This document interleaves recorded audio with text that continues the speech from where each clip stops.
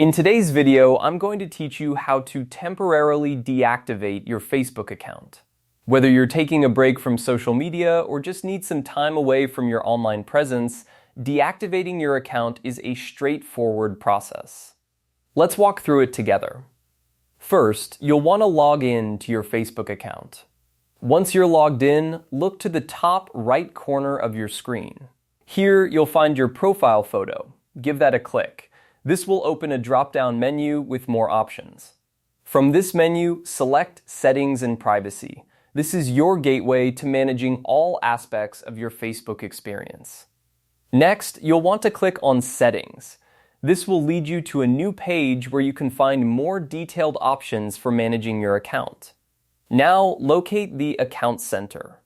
This is where Facebook centralizes the management of your account, providing a streamlined approach to controlling your data and privacy settings.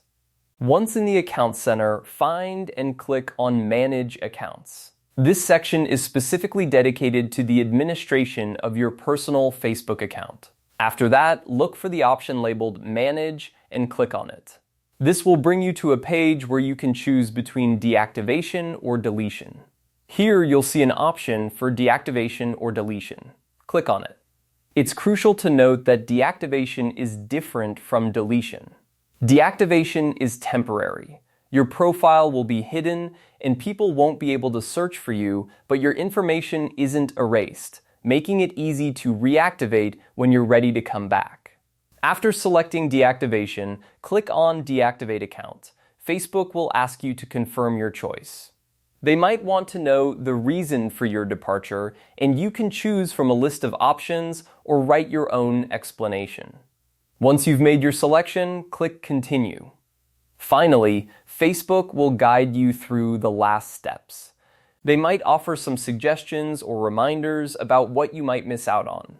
After reviewing these, click Continue again to finalize the deactivation of your account. And there you have it. Your account is now deactivated.